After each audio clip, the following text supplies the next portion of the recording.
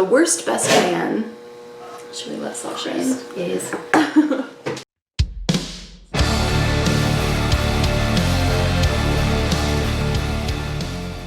Hey, it's Megan. And Sue, The Spine Breakers.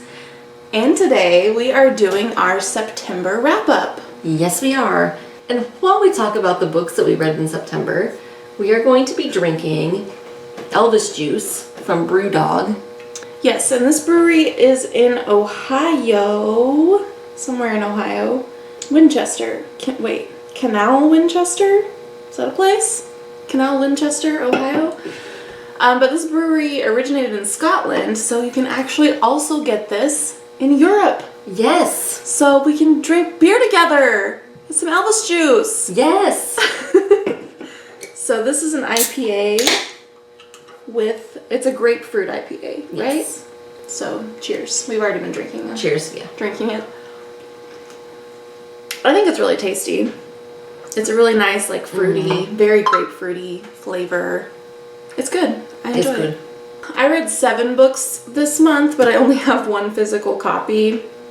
So, the first book I read was Bloodchild and Other Stories by the Queen, Octavia Butler. The Queen herself. And this has mostly short stories, and then there's 2 essays in there. And after each story, there's a note from the author talking about, like, why she wrote it and what it meant to her. So I thought that was really cool. And I really liked this collection. I think Bloodchild was probably my favorite story. I had actually already read it before because it was one of the first things I read by Octavia Butler, because I read that in my women's lit class along with Kindred. But that one was a really good story. It's about humans go to another planet to live, and there is another species inhabiting that planet, and so in order to cohabitate with them, they have to help in their reproduction. So you can kind of see a similar theme in Lilith's Brood. Yeah. But I thought that was a really good story. I also liked The Evening and the Morning and the Night, which has to do with a, like, genetic illness. And I also liked Speech Sounds, which was a dystopian where humans kind of lose the use of language. Like, there's a disease that makes it to where you can't, like, read or write or speak. So I thought that was interesting. And then of the essays, I really loved Positive Obsession, where she talked about sort of why and how she became a writer and why she writes sci-fi. She kind of has the philosophy of, like, it's not about talent, it's about persistence. So I thought that was a really, really great essay and a lot of, like, quotable lines. So I think this is a really good collection. I gave it 4 stars. I can't see a world where I'd ever give a short story collection 5 stars, just because, like... Yeah, it's usually pretty diverse, and there's a lot of... Yeah, because there was definitely, like, a couple stories in here that I was like, a little, like, didn't love them. But as a whole, I thought it was really good. And I do think that, like, if you're someone who is, for whatever reason, like, iffy about whether you'll like Octavia Butler or not, I think this would be a good place to start, and then you can see... Get a little sample. Yeah, like, get a feel for her writing style and the kinds of things that she writes about and see if it's for you. Yeah, but I really like this, and I would highly recommend it. I shall go again. Next, I listened to an audiobook, and it was The Raven Boys by Maggie Stiefvater, and it was read by Will Patton. Yes, I finally jumped on the Raven Boys train. So this is a very popular YA novel. It's the first book in a series in the Raven Cycle series. And it's about this teenage girl who her mother's a psychic. A lot of her families are psychic, but she isn't. But she, like, enhances other people's psychic abilities as she's near. And then it also is talking about this group of boys, friends, who go to this, like, rich private school called, like, Raven, I don't know, something about ravens. That's why they call them the Raven Boys. But in one of them, Gansey is trying to find this, like, what do they call it? It's like a special line where, like, supernatural things are like stronger. And legend has it that if you find this and you find this, like, guy, that he'll give you a wish or something. I don't know. I don't remember exactly. Give you a wish or something. I don't remember. But I enjoyed this. I thought it was pretty good. I definitely wasn't like over the moon about it or in love with it like a lot of people seem to be. I gave it 3.5 stars. I wasn't, I don't know if it's because I listened to it on audiobook instead of reading it or what, or maybe just because I'm like a 33-now-year-old woman and maybe I don't relate to teenagers anymore. But I just didn't become very attached to the characters, and I feel like when I've heard people talk about how much they love this series, they always talk about how much they love the characters, and I was very just like meh about all of them. But I thought it was pretty good, like 3.5 stars. Meh. Not too bad. Yeah. You may as well go again. Should I go again? Yeah.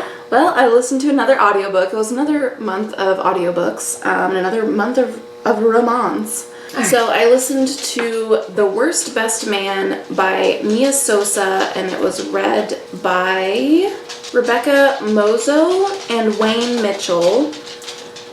So this is about a woman who is jilted on her wedding day and finds out that apparently something that the best man, who is also the groom's brother, said to him the night before their wedding made him like rethink things and decide he didn't want to marry her. Although the brother doesn't remember saying it, like they were drunk, he doesn't remember it. So, you know, obviously that sucks, and she's a wedding planner for a living, so kind of like double sucks there. But then it like fast forwards 3 years, I think, and she gets this opportunity to work for this like hotel planning weddings. They're a popular wedding venue, and so she gets the opportunity to like work for this hotel and you know, plan weddings that are occurring there. And it just so happens that the two like marketing people who work there, who are also helping her and the other planner she's like competing against, are her ex-fiance and his brother. So she ends up being paired with his brother, Max, and romance ensues. Yeah. Murphy.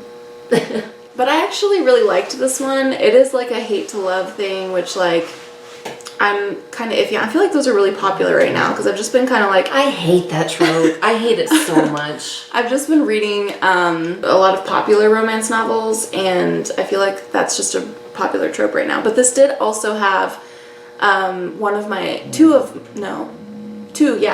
of my other favorite tropes, which are pretend girlfriend, boyfriend, I like spouse, that one. Whatever. Yep, I like that one.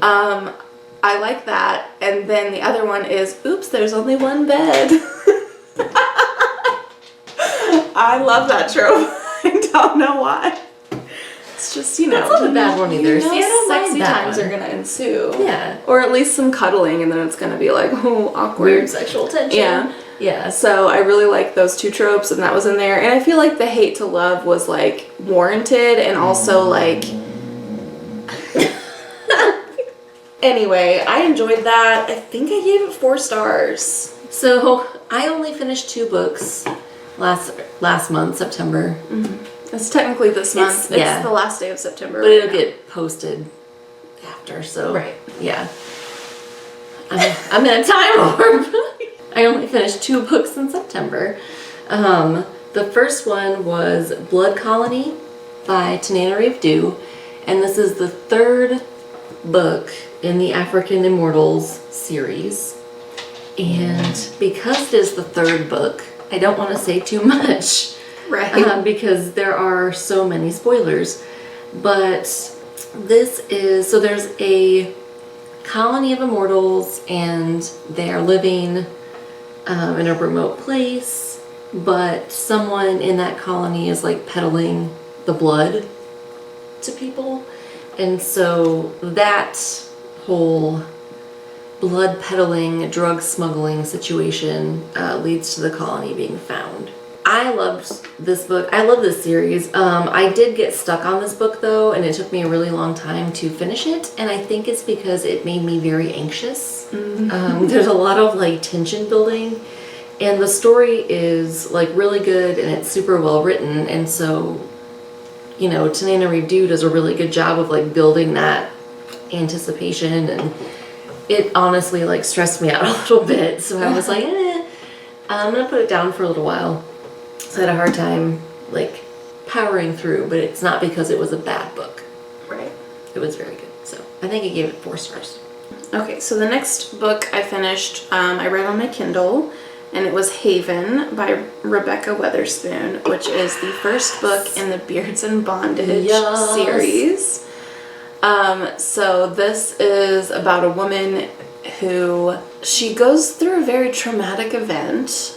I was very taken aback at the beginning of this book. They came in hot, yeah. Holy shit. She came in hot. So she goes through this traumatic event, and then during this event, she meets this man. I was trying to remember his name. Shep. I think it was Shep. Yeah, her name was Claudia, and his name's Shep, which is a terrible name. Terrible. The worst. But she meets him while going through this, and it's also traumatic for him, and he's like this mountain man who lives in this remote area in somewhere, I don't remember where. Washington, maybe. Was it Washington? It might have been Washington. They kind of immediately have like an attraction to each other, but then she leaves. She lives in New York, I think, or LA. Yeah. I don't know. One of those cities. Somewhere. It doesn't really matter. She lives in a city, not where he lives. And so she, leaves for a while, goes back to her life, and then she just feels like drawn back to him and goes back, and turns out he's a dom. Yep. So they do a little BDSM, and also romance ensues. Truth. And I like this.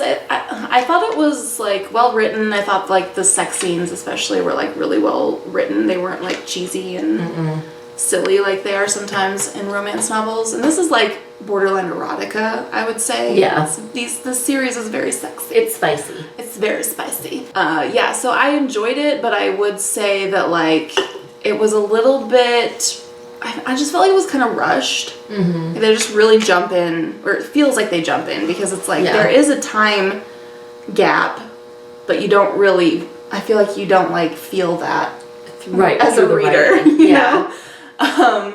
But so it feels like they very quickly jump into this sexual relationship, and I mean, I think it was like the BDSM aspect. I'm not a part of that community, so I can't really speak on it per se, but like from my perspective, I felt like it was well done, and like I did very like consensual, and seemed like probably an accurate depiction of like a BDSM relationship as opposed to some other novels. But yeah, I liked it. I only gave it 3 stars though. Maybe that was a little low ball, but I was like, I liked it, but I wasn't didn't like, love it. Yeah. I think like one thing I will say about the 2 of those Beards and Bondage novels that I've read, I feel like it's super consent heavy, and also not in like a school infomercial or like after school special, not school infomercial, right? After school special. An after school special, where it's like consent's important. Right. I feel like these books like keep it sexy. Like, they keep it sexy, but they have very open communication in their relationships where they're like, he's like, this is what I'm into, and she's like, okay, I've never really done that before, but I'm into this, but not this. But yeah, Right. like they talk about what they like and what they don't like, and it's, you know, And of it's course not there's safe awkward or words weird. and whatever, Yeah. you know. And that's like, it didn't feel like it was forced. It didn't feel like it was, you know, scripted. It just felt like very natural. Yeah. So I would say that, like, in that respect, it's like very well written. I think it's well written. To me, it just felt rushed, and I didn't feel like It was super a weird circumstance that started it, yeah. And I didn't feel like super invested in the relationship because I didn't feel like much of a connection to the characters, I think. Fair. Next I listened to another audiobook, and it was Coraline by Neil Gaiman, and it was read by Neil Gaiman. And, you know, I'm sure everyone knows this story, but it's a children's book about a little girl who is very bored, and she's kind of exploring around her house, and there's this door that goes, you open it, and it's just a wall, like they've walled it up from like the duplex on the other side. And then like one day she opens it, and there's a hallway, and she goes in it, and it goes to this kind of other world where there's this other mother who everyone has buttons for eyes, and other mother tries to get her to stay there, and it's and I liked this. I thought it was really fun and cute in a creepy way. It's one of my favorite things I've probably read by Neil Gaiman. I really liked Coraline. Yeah, it's a really good little story. And Coraline seemed like kind of a badass. She's just like very chill about everything. She's like, no monster, I'm not gonna stay here. What are you thinking? No, I don't think so. No, I'm not gonna stay here. Stays very calm the whole time. But I really enjoyed it. I thought it was nice. It would be a good spooky read for Halloween. If your kids aren't too easily freaked out. Yep. I think they'd enjoy it. I gave it 4 stars, I believe. So the last book that I read was My Soul to Take by Tananarive, which is the 4th book in the African Immortal series. This one, there may or may not be conflict between certain immortals and mortals, and they may or may not be trying to eliminate mortals from... Oh. Yeah. Interesting. So, yeah, and in this one, one of the characters is definitely for, like, saving humanity and, like, keeping mortals around. Don't they need their blood? No, the immortals don't. Oh, okay. They just get to be immortal. Okay. But they can share their blood with mortals, but... Oh, okay. I thought they were vampires. They're not vampires in the traditional sense, I guess. No, they remind me of vampires just because of the immortality thing and just the, like, cool superiorness some of them develop toward mortals. Are they sexy like vampires? They are. Ooh la la. Ooh la la. But yeah, so it just kind of gives me... And, like, one of the immortal characters is, like, particularly seductive. And so I feel like, yeah. But no, in this one, it's, like, a force for mortals versus a force against mortals, and both are equally powerful. So good. 4 stars, I think. I haven't rated these yet because I can't log into my Goodreads app for some reason. Well, the last 2 books that I read, I also read on my Kindle, and they were the next 2 books in the Beards and Bondage series. So book 2 is Sanctuary by Rebekah Weatherspoon. And this one follows Claudia's best friend, Liz. And she's a lawyer in New York. And she comes home one day, and there's a man in her apartment who, basically a hit was put out on her. So this man was here to kill her, but instead, she killed that motherfucker. Fuck yeah, she did. And so, her friend from work is like, because, you know, obviously she's still scared because this very rich, powerful guy put a hit out on her. So she's like, I don't feel safe here. Right. And so her friend who she works with is like, I know where you can go, that'll be safe. And he takes her to his twin brother's farm, out in like the middle of nowhere. Romance ensues. And all these, as the name of the series would, what's the word I'm looking for? Imply. these all have to do with like BDSM stuff, and so this one I liked more because she was the dominant. And I prefer that. I don't like when in a heterosexual relationship the Female woman is in a submissive position in, you know, sex-wise. That's just not my preference to read about or anything. So I enjoyed this one more. I will say that it like doesn't go as, it's not as like kinky, I guess. Yeah. As the first one, so it's more light on the BDSM. But I liked this one more than the first one. I still felt that it was a little rushed. Like, I don't feel like there's not much build up. And I get that too, because it is kind of like borderline. It's I would call these like erotica / romance. Yeah. So I get the like diving right into the sex part, because you want a lot of that in there, you know? Pack it all in. But yeah, it just, again, I felt like I wasn't like super invested in the relationship, but I think I was more invested in this one than I was in the first one. So I really enjoyed this one. I gave it 4 stars. And then the third book in the series, and I guess final book, I kind of thought there would be more, because there's like a friend group and there's 2 other women in this friend group, and so I thought she'd write books about them as well, but apparently not. It says at the end, like in the author's note, that this is the last book in the trilogy, so oh well. But this one's called Harbor, and this follows Liz's sister, Brooklyn. And all these start with the women going through traumatic events, or the women, or the men as well sometimes. And in this case, it was both. So at the beginning of the book, Brooklyn, hello, Brooklyn's fiance is murdered, and he is murdered when he's with another woman. So not only does she find out her fiance is dead, but she finds out he was cheating on her. Oof. And then the same for the woman he was with. She was in a relationship with 2 men, so they were in like a throuple. I don't know why that word makes me laugh, but it does. And they both had basically the same experience, where they were like, had no idea that she was cheating on them. One of the men, Vaughn, he goes to her fiance's funeral, and they talk, and they kind of form a friendship, and then she meets his partner, Shaw, and they are all like attracted to each other, and then they form a new throuple. A new throuple. And this one was like, in my opinion, the hottest one. Ooh. The steamiest one. And probably my favorite one of the 3, I think.